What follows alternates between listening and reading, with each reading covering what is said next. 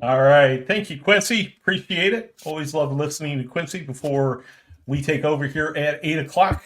And as promised at the end of last week's show, Fred and I are here to review the Browns' shocking win 29-24 over the Baltimore Ratbirds. Browns go to 2-6. It's Monday at 8 p.m. I'm Barry. He's Fred, and we're here to talk about it all on OBR Weekly. How's it going, Fred? It always going a lot better after a win. I mean, everything seems to be, you know, upswing. Now that can change in Brown's world quickly, but no, I mean, it was kind of like a blip in the screen from the end of last season, and then it just picked up where it left off. I don't know if it will continue, but it was fun yesterday to at least watch entertaining football. Yeah, What we've been absolutely. seeing on the offensive side for so long has just been three and out, maybe a touchdown. Here you had over 400 yards, three touchdowns, a Yep. game winning drive. In fact, two come from behind drives. I mean, it was kind of unexplainable, to be honest.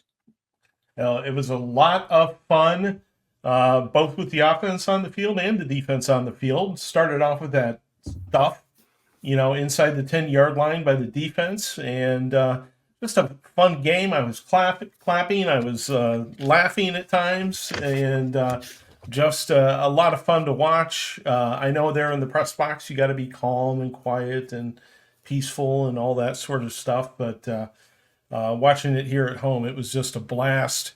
Before we get into it, the usual disclaimer here, folks. This show is all based around your comments and questions. If we don't have comments and questions, we just pack up and go home. Well, we're coming to you from home. We just pack up and go away. But we would much prefer to be answering your questions. Fred here is in Berea practically every day. I'm writing about the team every day, so this is what we do for a living, and we will be very happy to talk to you over the course of the next hour and share what he knows and my lame brain opinions. So please hit us up with your comments and questions, and we will focus on those. I've also brought some from Ask the Insiders as well. So I am marking down those. So please get in line with those, and we will talk about those. But before that, Fred, not to start things out on too much of a down note, but something that we do need to talk about here is that Cleveland Browns sports fans lost a legend last week in Jim Donovan. One of the best all time as a play-by-play announcer. Cleveland's, has not been blessed by a lot of winning sports teams, but man, we have been blessed with some of the best radio guys in the business. Joe Tate, Tom Hamilton, and of course Tim Donovan. Just incredible talent. I wrote about him last week. I never knew him, but he was fantastic as a play-by-play guy, and apparently just a great guy overall. You were statistician for him at times, for him and Doug Deacon. You knew him.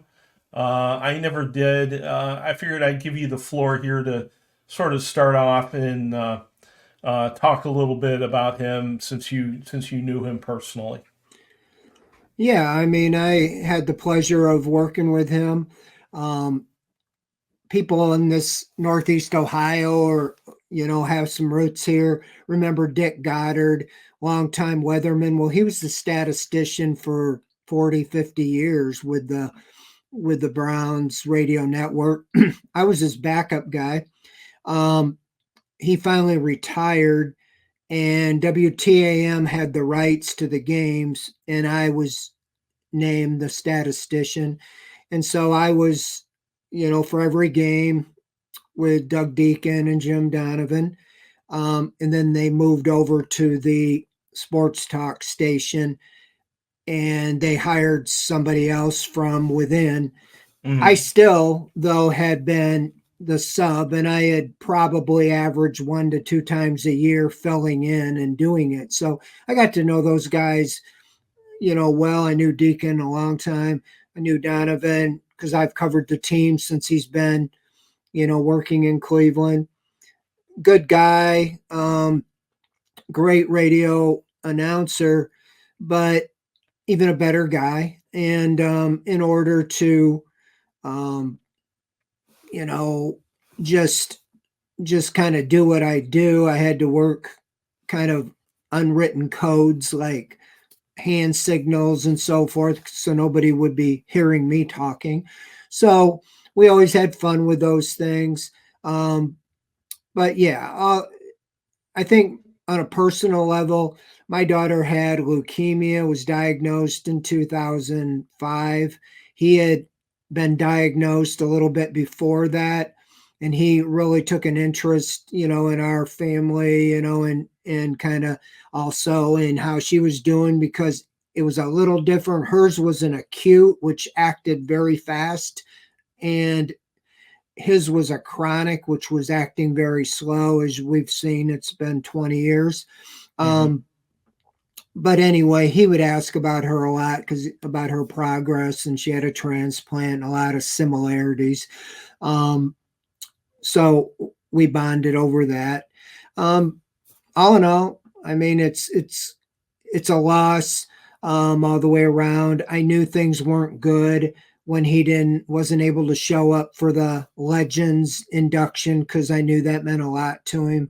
Right. And so I really the last I saw him was this summer at training camp, and he never let on that anything was maybe as bad as it was. Always had a smile on his face, asking about how you're doing, and different things like that. So, yeah, it's going to be missed. Miss him already without being out there doing the, play by play because he was in Berea all the time. I mean, Right. I was the statistician for Nev Chandler, Casey Coleman, and Jim Donovan, and all three passed before their time of cancer. So it's kind of been tough, all the way around to do that. But life is short and it is sweet. It's not much more important than the game of football. We enjoy football, but it is just a game. The Hmm. people behind the games are much more important, and the relationships, with the fans, and that is what most of us mean a lot to. And Jim would say the same thing. So yeah, Yep. thanks for the minute there. Yeah, absolutely, absolutely. He will certainly be missed, and talk about a guy who's just universally beloved by the sports fans here in Cleveland. He leaves quite a legacy. So let's shift gears a little bit here and talk about the good news, which was the Browns turning things around against the Baltimore Ravens. I've got some questions from ATI. We've only got one question so far from the chat, so pick it up out there and get us some questions. I guess there's not as many questions after a win as there are after controversial losses, but Drew in Brick City can start us off here. He asks, is there any truth to the rumors that Watson didn't look good in training camp going back to Greenbrier? And I'll follow that up with a note that was in Insider Central today. But um, uh, I think that there was a lot of perception that Watson looked all right back in Greenbrier and during training camp, but it's really hard to tell when you're not facing a rush that's going to, plant you in the ground. Well, that's just it. I mean, I would say Greenbrier the year before, the first year, when he didn't have injury, and I thought he looked really good. He was, they were kind of bringing him along slowly, but I mean, I watched him next to Winston and DTR, and I thought he was more accurate. I thought he, all the way around, was playing at least in practice at a higher level. Of course, we didn't see him in the games, and we talked about, you know, it's different when you get the pads on and you're going to get planted in the ground. And he just seemed to, in these first 7 games we watched him, he just seemed to be slower making decisions than what we saw yesterday with Winston. Winston made a decision, got the ball off. but I didn't see that back at the Greenbrier. I thought he looked good. He's throwing the ball accurately. I can't explain. I mean, I wrote some gaudy predictions that I thought he would really have a bounce back year and maybe be comeback player of the year. I can't explain it, Mm-hmm. what I saw in practice to what I saw in the field. And I do believe and I do agree with Kevin Stefanski that it is all 11 players that, but the offensive line's the same guys. I just don't think overnight they became supermen. Mm-hmm. I think there's a lot in making a quick decision and getting the ball out and knowing what you're doing with it. I think Deshaun had the tendency to rely on scrambling and um, getting out of danger with his feet, and he might have lost a little bit of his step because when he would take off, they would catch him from behind or things maybe he remembers not happening before. I don't Mm-hmm. know. I mean, it's just everybody's trying to put those analogies together. But to answer your question, I thought he looked good in training camp. And if you remember what I said, I thought if he's just an average NFL quarterback, the Browns are going to do fine because they have a Mm-hmm. good team. Well, he went 1-6, and those guys didn't disappear. They might have been some injuries and stuff like that, but I Right. don't know. I stand behind what I saw. I didn't see a joke, in training camp Mm-hmm. the last 2 years, actually. I saw him more the year ago when he wasn't injured, but this year, the whole off season, they kind of babied his shoulder and they didn't really turn him loose until, in training camp, so to say, but he still wasn't getting hit. So, I mean, there is a difference there. If you Yeah. put an orange jersey on me, I can go out there and not worry about getting hit or anything like that. I might do better than if bullets are coming at me or I'm ducking Exactly. and all that. So, Exactly. Yeah, it's the difference between target practice and getting shot at. It's pretty considerable. Pretty considerable. There was a comment made in our Insider Central that some in the media thought that Winston looked significantly better than Watson. It's going to be tough with those two names during training camp this year. Did you get that sense as a member of the media that there was a significant difference between the two while watching the two during training camp this year? Winston had a lot of the off-season work. But then when they got into training camp, he would be with the second team. I thought he looked good. I thought that, and I'm writing about this for tomorrow. I won't put everything in there on the OBR. You should read it. Comparing him to Joe Flacco. I Mm-hmm. think he's more of a prototypical pocket passer that Kevin Stefanski works well with. Um, and you saw a little of that yesterday. Now, yeah, there was a couple interceptions that were bad throws. And so that was the difference probably in winning or losing. But I do think that he looked good in training camp. I at first assumed Flacco would return. It made sense. I understand why they didn't bring him back because we would have heard the boos in the first quarter of the first game if he would have been on the sideline because the fans remember what was going on when Flacco was here.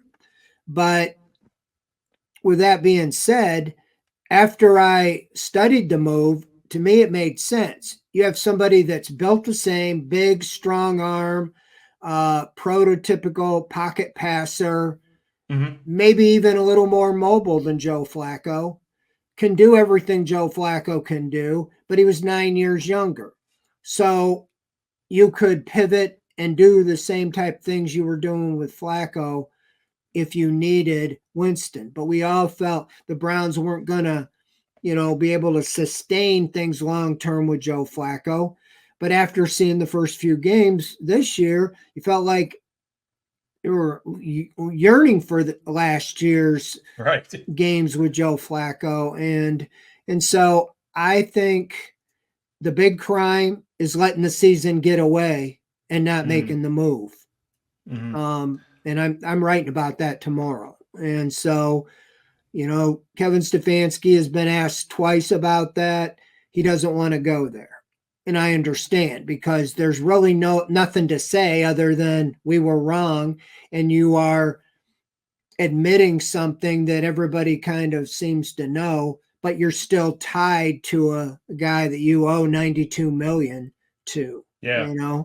and there's really no way around that. And you're just it's kind of like bad, spending the money on a new car that is a total lemon that doesn't even work, and and it's past the warranty or whatever it might, and there's no way you can get out of it.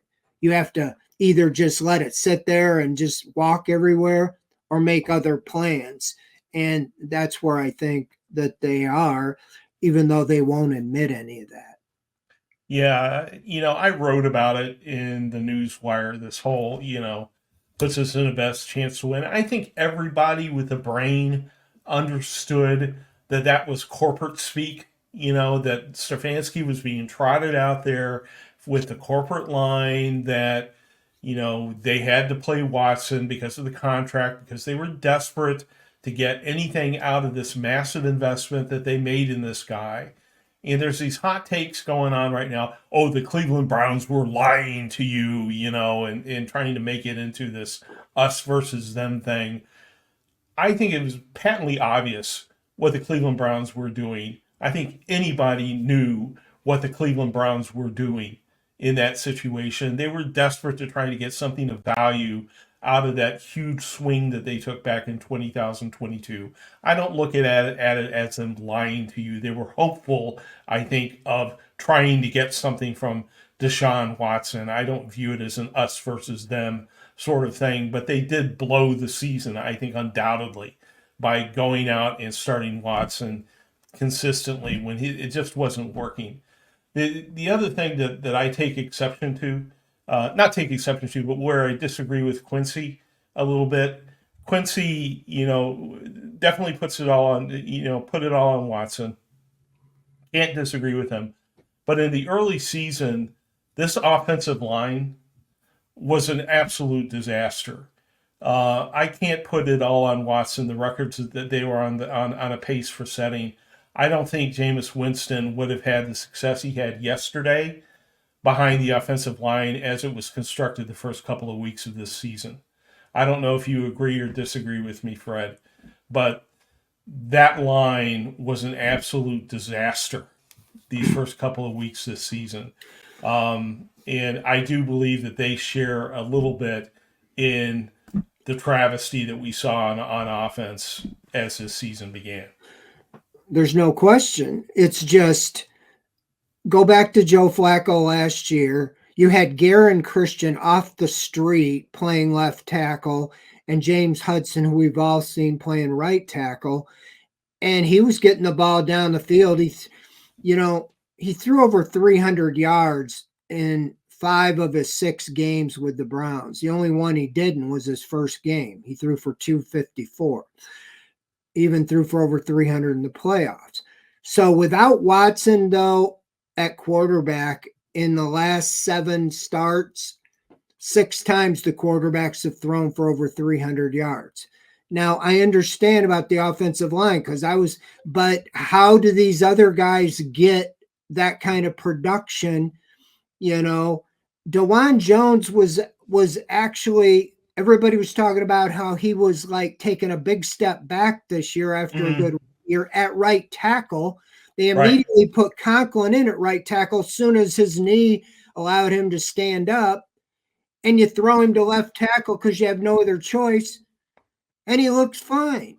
So I think there is a lot to be said about the quarterback getting the ball out, making a quick decision, and making the line look better. They only gave up 2 sacks yesterday, and they were, one was like the end of the half, and the other one was like, could have been the most disastrous play of the game, other than Kyle Hamilton dropping the interception, is when he went right by, I think it was Conklin it was a safety blitz, and nobody even picked him up, and he just drilled Watson. He fumbled Ravens, who had done nothing, recovered at the 25, get a touchdown. Instead of preserving the halftime lead, the Browns find themselves behind. I think most Browns fans felt, there you go, game over. But to their credit, they came out and rallied. But yeah, I get the point on the offensive line. And that's where, how do you weigh all this? Right. How do Right. you explain the offensive line? You feeling pretty good about it. After yesterday's game, the Ravens aren't slouches. They have a lousy secondary. At least they have 2 or 3 corners that were out yesterday. Right. But that front group gets after the quarterback. And like I said, they held them to 2 sacks, and those were both at the end of the first half, none in the second half when it really mattered.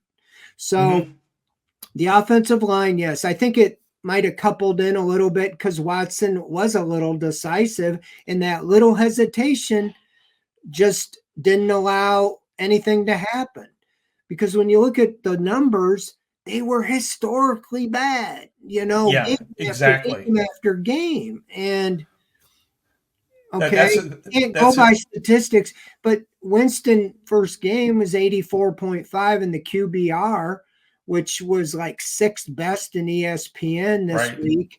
And Watson's best was like the week he ended up 20th, Right. So, yes, the offensive line is to blame, but you had basically the same characters. I think they had 6 different lineups, but by moving DeJuan Jones to left tackle, that might be a long-term answer, but I can't explain how the first time the guys played there can be better than he was at right tackle when he was having trouble. So right. Winston's time to throw was not all that huge, right? His time to throw was like 2.4 seconds, something like that, right? He was more decisive. He made the offensive line look better because he got the ball out faster. When you had Watson behind there, not only was Watson epically bad, but the offensive line was epically bad. You put those two together, it is a cycle of suck that just sort of compounded upon itself to set NFL records, right? Well, and I'm not excusing Watson at all. Yeah, it's just the two put Watson, together was unbelievable. When Watson, the offense, did move the ball, remember, false start, holding, those penalties that killed drives. And they didn't have a running game. I mean, you're starting to get a little more of a threat of a running game with Nick Chubb back there. And I thought Dante Foreman looked good. You're going to get Ford back probably this week. So you got some weapons there. But I want to talk about the wide receivers. I personally was thinking Jerry Jeudy is kind of a bust. You gave him all this money, and I haven't seen anything out of the guy. And Elijah Moore, where in the world has this guy been? And Cedric Tillman, I've been asking about him because they've been talking about him. I even said on here, keep an eye on him. Those 3 guys had 20 catches for 263 yards in that game and 2 touchdowns. I mean, it's like, where did these guys come from? So the same guys Winston was able to get the ball to that Watson couldn't get to at all. And I thought, as bad of a season it seemed like Amari Cooper was having, he was the best guy you had out there. And now maybe there's some options, because that was the best I had seen in the year, obviously, of Tillman. He had 9 catches or 9 catches for 99 yards and 2 touchdowns. Right. And I think he came into the game with 11, and 8 of them were the week before. So back-to-back weeks, I saw he's ranked first or second in the NFL, in what he's done the last 2 weeks. And then Elijah Moore had 12 targets, and I think he had 8 catches. And Jeudy had a couple big plays. So you started to see explosive plays. You had a 38-yard pass downfield, that touchdown, 30-yard pass. I can't explain it. I mean, it's got to be something with the system they're trying to run that's more suited. Or Watson everybody just didn't want to believe that he was washed, so exactly. Number one question I get from everybody, and it's like, I can't explain it. I thought the guy was ready to have a comeback season, and I don't know if we'll ever know. Yeah, well, that early on blaming of the wide receivers, Quincy touched on this in his show. There was a statistic being thrown around about the miles per hour that the receivers were running, which we addressed on this show as being nonsense. I mean, these guys were running 4.3s. Elijah Moore, Jerry Judy, very fast wide receivers. I don't know where that statistic comes from, but it's nonsense. These are fast guys. They can get some separation. Watson just wasn't seeing them. Anyone looking at the all 22 could tell you that. Excuses were being made right and left. But that hopefully is, as I wrote this morning in the Newswire, Winston's performance should put all of that excuse making to bed, and it should effectively be the end of Deshaun Watson's career as a starter here in Cleveland. And I would anticipate his career in Cleveland, period, although they're tied to him, with respect to that contract. World's fastest fat man blames the early season struggles on me in the turkey hole. I have absolutely no idea what you're talking about. Next question. This comes from Pee Wee's Burnt Pizza. He says, OBR, what do you do with Andrew Berry? He has missed on so many critical picks and now huge miss on QB. Would you fire him or just let him continue on? I have an opinion on this, Fred, but I think everybody wants to hear yours. Well, I mean, I understand where it's coming from. I had questions about Cedric Tillman after they were telling me how great he was. And, I still have some MJ Emerson, was talking about they're going to make me a Pro Bowler. And I haven't seen a lot out of him this year. Greg Newsome, I feel, is struggling. He's continually getting beat. Most of Barry's pickups that have been good were trades or free agent signings, which I think I've addressed this, that I think you and I can sign free agents if we have unlimited resources because we've seen what they've done in the past, and it's just putting them into the right system.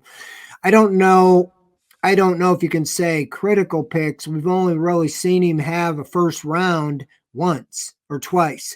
The first 2 years, he drafted Jed Wells with the 10th overall pick. And then next year, he took Greg Newsome. They didn't pick till like 26th. Both of them, yeah. I think you could have done better. Obviously, there was better players that were there.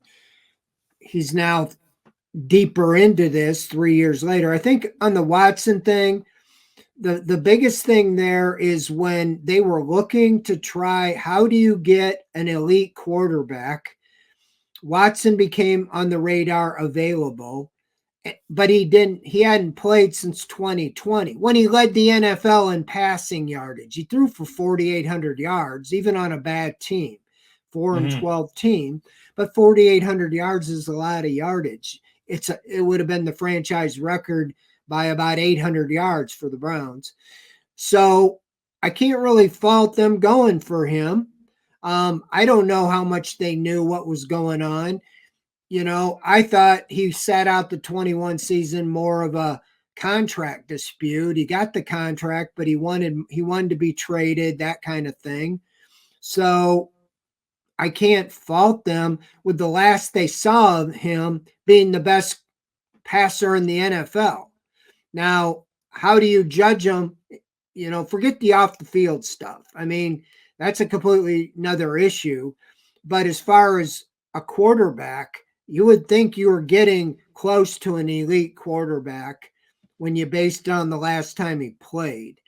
I mean, there's no other way. You give up, forget the money, how much money but 3 first-round picks. You see guys are getting traded for 1 first-round pick, not 3. So he hasn't. So on that decision, yeah, it's the biggest decision, but I don't know, who came up with the idea. They all obviously agreed on it and decided to go in, and they probably didn't have a whole lot of time after he disqualified them and said it's either Carolina, New Orleans, or Atlanta. I'm not going to Cleveland, because whenever the door opened, they probably had, you got to make this decision immediately. It wasn't like, well, we'll get back to, we'll think about it. Wherever that $230 million came from, they said, all right, that was why they felt they needed to do it. But as far as draft picks, they haven't had a number one for 3 years because of that. So it's kind of hard to evaluate the drafting. Mike Hall might be a good pick. He was the highest pick really they've had in the last 3 years in the second round. We've only seen him for 2 or 3 games, but he's providing pass rush. I thought he was going to track down Lamar Jackson, late in the game. Just missed him, but he was gaining ground on him. The jury's out on some of these guys, but Tillman, after the last couple of weeks, you're starting to think the guy's getting it. Maybe you found something finally with a third round wide receiver. So, yeah, the question is, I don't know if the season's totally lost now, but if they were to go back into like the 1-6 spell and you're like going to win 2-3 games and have the top pick in the draft, that's a fair question. Do you trust Barry to pick the right quarterback? I mean, from what I've read, there isn't any sure shot first round quarterback. So it's kind of like, who do you want? I mean, last spring, the Bears had the first pick. I said Caleb Williams is the sure shot. Well, Jaden Daniels now looks like he might be better than Williams. I don't know. But It's so hard to figure everything in.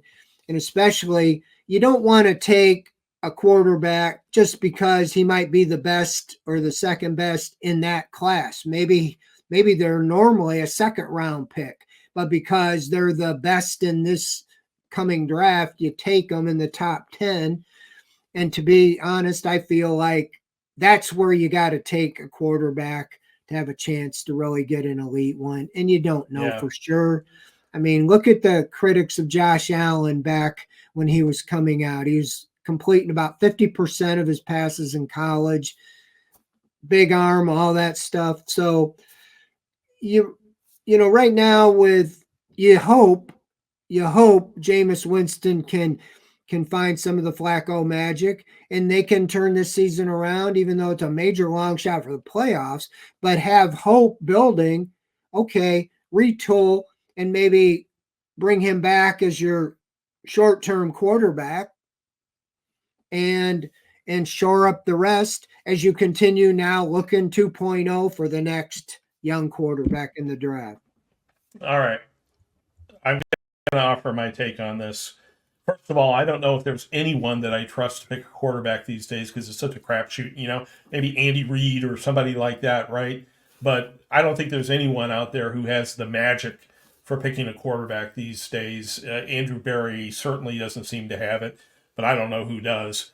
But I would take your comments on having no first round pick for the last 3 years and sort of turn that around. I mean, the fact that the Cleveland Browns have such a competitive roster after missing, not having those 3 first round picks for the last 3 years, I think it's kind of a testament to what a good job of roster construction that they've done, with that impediment in their way, right? It's certainly, quite an indictment of the Watson trade, granted. But this roster is pretty good considering that they lost all those draft picks over the course of the years. And I will say that over the course of the last 3 years, there have been 2 times where I've put my hands up and cheered when they made a draft pick. And, those 2 times were JOK and Mike Hall, right? Where I've said, I absolutely love that draft pick, And it seems like over the last 10 years, the only time that I've had an emotional response like that was me cursing when the Baltimore Ravens picked somebody, And it's like, man, that's the guy they should have picked. And we were picking the guys that we should have picked, Andrew Berry was picking. So, I mean, a lot of general managers swing and miss on draft picks, right? I'd love to see some statistics on how Andrew Berry ranks against other general managers, before I render a verdict. But, I think to a certain degree, you take the Deshaun Watson thing. I mean, you can't excuse it. It was a consensus decision. It's not all Andrew Berry. DePodesta's in there, Stefanski's in there, Haslam's in there as approving the contract. It's a consensus decision. I don't think you can blame it all on Barry. Let's take that. Let's put that aside. I know it's hard to put it aside, but other than that, um, I think that he's done a lot of good things too, and I wouldn't sit here and get my pitchfork and torch and march on Berea, even if this team just finished with 5 wins or so. That's my take on it. Well, I'm gonna come back and say I've been on record saying this was the best roster I've covered in over 30 Yep. years, and I still think it is. I mean, I think so much is about the quarterback, and obviously that's the biggest decision that is really. But in spite of that, we saw with Flacco, we saw a taste with Winston that they can still win if the defense plays well, like they did last year and what they did yesterday, containing the number one offense in the NFL. They have a chance to win despite of a major, what perceives to be a major blunder. So I do think you got to give credit, though, to Jimmy Haslam being willing to spend the money.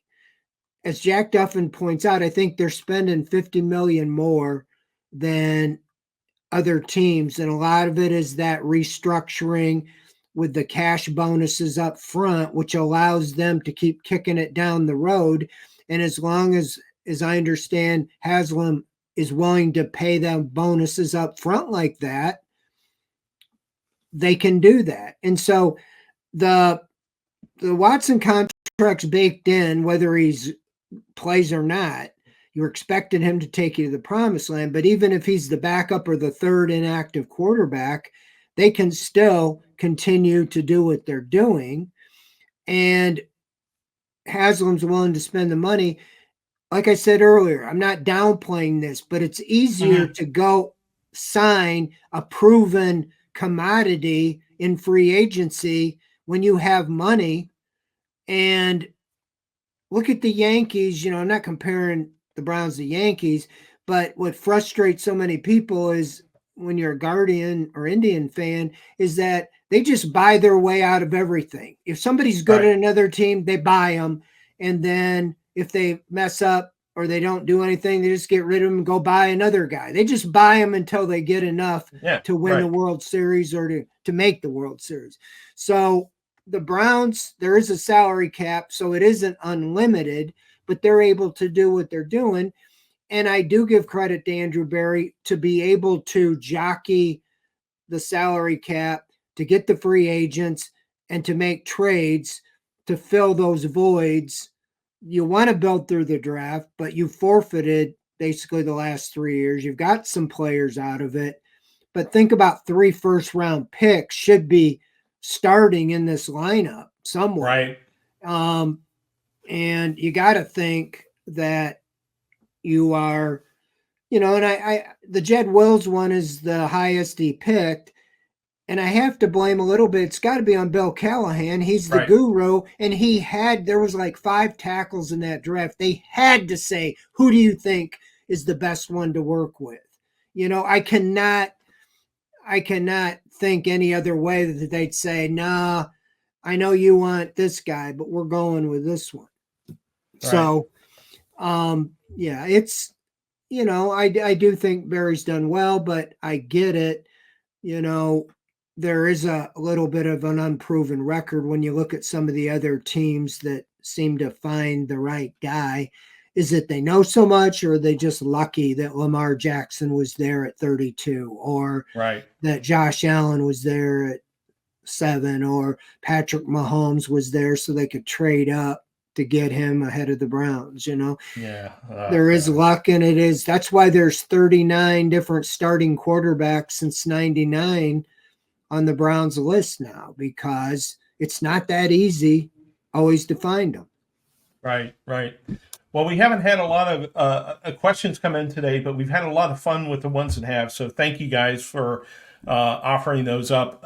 Let's talk a little bit about the people who sponsor this program. And those are the fine people at Core Home Fitness. We've been talking about the wonders of Core Home Fitness now since the beginning of the year, and nothing has changed. They still make the best adjustable dumbbells available on the market, according to all the people who matter, including us. We matter too, but not as much as the New York Times Men's Health and Consumers Reports do, and they have rated them the best available on the market. They have some fantastic products available on their website at corehomefitness.com. Most importantly, they allow you to bring the gym home with you, especially important now that the weather is about to change. It's getting cold out. You don't want to have to fight through the slush and the snow and the nastiness to go out to the gym. Just go down to your basement or go out to your garage, hit those adjustable dumbbells, get swole, get fit with corehomefitness.com. And remember, they're the ones who make all this video programming at the OBR, like bringing Quincy in to do his show and the programming we do 6 days a week here at the OBR possible. So if anyone deserves your support for great fitness equipment, it is Core Home Fitness. Find them at corehomefitness.com. All right. Thank you very much for that. We've got a couple more questions here in the chat. So let's hit those up here from World's Fastest Fat Man. He asks, are there any indications as to Ward or JOK's status? And is the team going to consider ads to cover needs at linebacker? Well, Denzel Ward is in the concussion protocol. When he was taken out and evaluated yesterday, the Browns said he's ruled out for the game, but he is not in the concussion. He doesn't have a concussion. It's just he's in the protocol. Well, then when they evaluated him after that, he was found to be in the concussion or have a concussion. So now he does have his 6th documented concussion since being drafted by the Browns, which is not a good sign. No. So that I have no idea, on his status. I don't know. I really don't know much about it. They're kind of vague on the protocol. You don't know, okay, is the number now or is there severities? Does this mean he's out a long time or less time just because he's had 6? I don't know. I think it does help that there's a bye week. After this game, I would think he probably would miss this game. And if he could get back after the bye week, I think that would be hopeful. Now, JOK, the good news is he was discharged from the hospital. Stefanski said that he was up walking around. He sent out a tweet or on X that he was fine. When asked how long he might be out, if any, or is there a chance he could play this week, Stefanski's answer was typical. I'm not going to go there. So we'll just see day to day. So I think that's good news. I mean, he usually says, well, he's week to week if they're going to miss at least a couple weeks. So I'd be surprised. I don't know the severity. I mean, I know it was a violent hit trying to tackle Derrick Henry, and he's slight comparative. But we'll see. I mean, I think they would err in caution. Just depends on how sore and what. I mean, all we know, it's a neck. You don't know sprain, anything like that. So he does wear that Guardian cap, and it's kind of, Denzel Ward doesn't. And he was asked about it a few weeks ago, and he said he just doesn't feel comfortable with it. So anyway, with JOK, it's hopeful he could play this week, I would think. But I would think they would err on caution with a bye week and, hope he'd be back for the Saints after the bye. Now, in the linebacker situation, I think there has been a breakthrough with a young player, Mahmoud, however, Diabate. He almost has become like a JOK junior. He was all over the field the last 2 weeks, and the coaches have been really praising him. He lit up the stat sheet, and I heard him talking in the locker room after the game yesterday, and he was very vocal, and he sounded like he has really emerged because this was an undrafted free agent Yeah. who missed some time, on uh, injury list.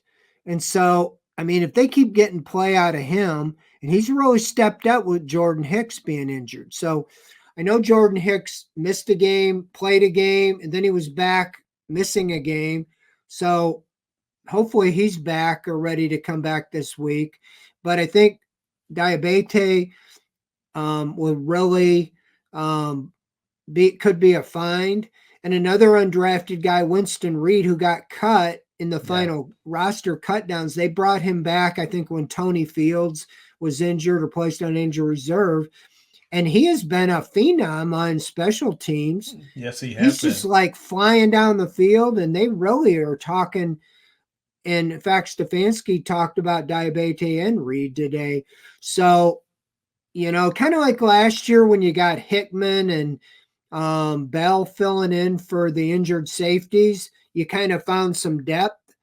You really could have the same thing at linebacker, with Diabete and Winston Reed. So hopefully JOK's not out for a while, but I do think Hicks coming back and Diabete and Reed, they got some depth there. Yeah, and McLovin was asking about the linebackers and wondering about Buki Watson, who I think is on the practice squad, isn't he? There hasn't been any talk about him coming up with the emergence of Diabate and Reed at this point, right? Yeah, I mean he might be a candidate if JOK can't play this week, but those guys go up and down on the practice squad so much it's hard to keep track on who's what. Right. The Watson was released, nobody claimed him, so I think they did put him back on the practice squad. So it's kind of a shell game. Sometimes it takes a little longer for a guy. You would think a draft pick, a drafted player who was like SEC Defensive Player of the Year would be more ready to play in the NFL than a undrafted guy, from Utah like Diabete. But he was with the team all last year, and they saw something in him. So, Mm-hmm. those are where general managers make their living. Is getting those undrafted guys, the Ronnie Hickmans, the D'Anthony Bells, the Diabete, the Winston Reeds, because they're on the low end of the pay scale, and it really offsets your 10 million plus players. So, Right. that all goes into what I was saying about Andrew Bear. I think he's done a good job. We just haven't seen him having primo first round draft picks, other than that one. I don't really think the 26th pick, like I think that's where Newsom was picked. Mm-hmm. You're kind of down there. Wills, though, at 10, you expect a Pro Bowl player out of that pick. Especially since there were players picked after him at that position that have gone on to be more successful. So it really makes it stand out. But I agree with you that Callahan obviously should have had some input into that and hold some, responsibility. There are two plays I want to ask you about. One is from World's Fastest Fat Man, wants to know about the play where Ward got hurt. Do you remember anything specific about that play, how Ward got hurt during that play? No, I don't. Stefanski was asked today about if Ward was hurt on I thought he said a touchdown pass just before halftime. Mm, I'm not, and but his answer regardless was, I'm not sure. I don't know really when he got hurt. okay. And the So other, oh, yeah, go ahead. that was it. Okay. The other play I was curious about was a play. It came up in Ask the Insiders, no, Insider Central, where Judy and Moore both touched a pass, and there was speculation on the TV that somebody ran the wrong route. I believe it was intended for Moore, but Judy touched the ball and appeared to knock the ball off target. I just was wondering if Stefanski was asked about that play at all today. No, not that I recall. Okay. Yeah, it was hard because Judy leapt really high, and so he thought he overthrew him, but it went right basically two more. So yeah, I don't think he was asked about it. I don't really know, but one that I see somebody ask there, he was asked about what happened with that Njoku apparent catch that they called a catch. The Ravens challenged, but then they they said the replay assistant said it was not a catch. So Mm-hmm. the Ravens withdrew their challenge, and Stefanski was debating. He was standing right next to the ref asking, but he said, okay, if the replay assistant overrules the call and said it was not a catch, it doesn't seem like you want to challenge that at that point. Right. And that makes Right. sense. So that's why he didn't challenge. But he really got no explanation, you know, he wasn't getting the answers he wanted. But I think the reason he didn't throw the flag is because the ref or the replay assistant who's watching the replay says it's an incomplete pass. So you're going to Right. challenge the guy and he's going to say, "You're right. It was a complete pass." You know, Right. I didn't even know they can do that. I thought there had to be a challenge when they make a call that it just Right. stays unless somebody makes a challenge. And Right. obviously the Ravens, it was right in front of Jim Harbaugh or John Harbaugh, and he Right. challenged. He said, "Okay, he probably saw it or he wouldn't have done that." But then the they overturned it, so he pulls the flag back up. Stefanski's going to challenge. He said it just didn't make sense to challenge when they're telling you we looked at it and it's incomplete. Totally agree with that logic. And that anticipates and answers Floyd's question here that we got via X about Njoku's catch out of bounds.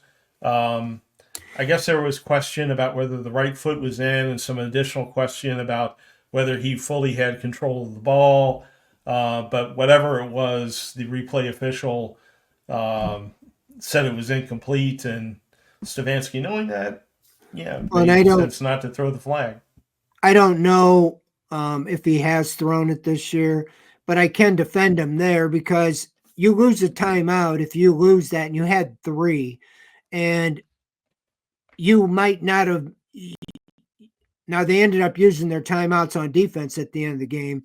But if you were behind, you need to get the ball back. You can't stop the clock without three timeouts if you're under the 2-minute warning. Mm, So I can see why you wouldn't want to throw the challenge flag unless you were pretty doggone sure you're going to get it. exactly. And when the replay assistant tells him that, I can't blame him because even if you thought that, Njoku saying challenge, you're going to lose. You're just wasting a timeout. Yeah, exactly. Exactly. I wanted to highlight a comment from Chris Gillespie here. He says, I don't think Ken Dorsey has done anything even after Sunday. So expressing some skepticism about the offensive coordinator, Ken Dorsey. Um, I will say two things about this. First, uh, Kevin Stefanski has made a big deal all year about the offensive coordinator or the play caller position being sort of a consensus driven thing. So that, Dorsey and Tommy Rees and Stefanski are all involved in calling the plays, and it's not that big a deal, right? So he's made that point all year long. But I'd say the second thing is that if the Browns had lost that game, there would be some people calling for Dorsey's scalp already because of the play calling at the end of the first half, right? Some risky play calling at the end of the first half that gave the Ravens a touchdown on the Winston fumble, right? And then 2 plays later, they were able to convert that when the Browns could have been more conservative heading into halftime and not giving the ball up. And that, I think, would have been questioned if the Browns had wound up losing that game. They won the game, so it's been forgotten, Fred. But, and Dorsey comes out smelling like a rose because the offense turned around behind Winston and a better offensive line. But I think if the game had turned out differently, there would be some people questioning him today. Well, they certainly would have. And, try to ask him Thursday when we meet. He has said over and over he's always going to be aggressive. Winston said after the game that Dorsey told him we're going to be aggressive. Now, it wasn't about those specific situation, but I agreed they had good field position. They had the ball. They knew they were getting it for the second half. You're ahead 6-3. Try to move the ball into field goal range or get a score, and then you have that double dip. But when you had the false start, I don't know if that was on DeJuan Jones or who it was on, Teller, but then you went to 3rd and 15. Then just run the ball and get out of there at halftime and take the lead.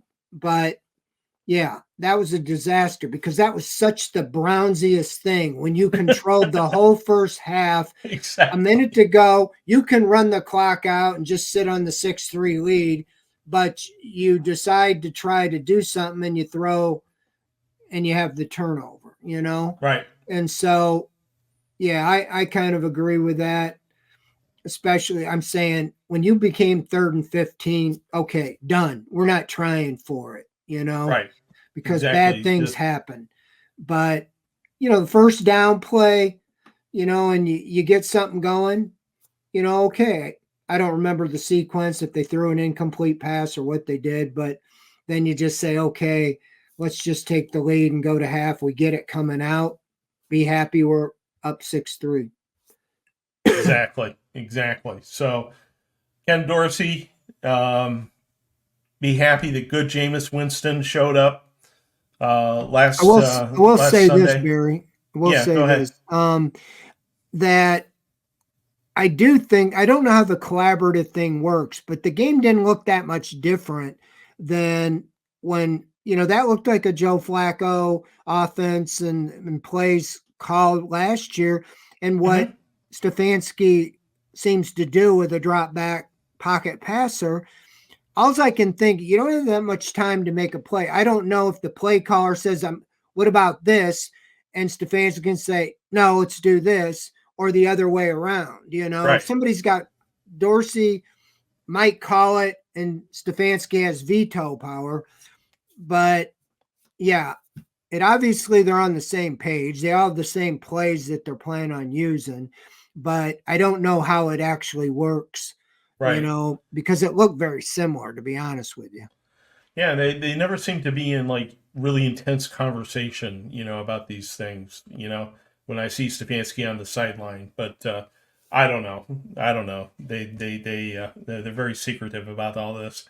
But at any rate, I want to thank our chatters for their questions. Not a huge number of questions this week, but a lot of fun ones. So we had a good time with that. So thank you very much for your questions. Thank you very much for hanging out with us during the course of the show today. It was a lot of fun. Fred, thank you for sharing your memories of Jim Donovan with us and for sharing your knowledge as always. We had a lot of fun today. It was all good. And Fred and I will be back with you again next Monday after the Cleveland Browns thwart the hopes and dreams of yet another Harbaugh brother. It will be wonderful after we face the Chargers. So Fred and I will be here talking about the 3-6 Browns next Monday night at 8 o'clock.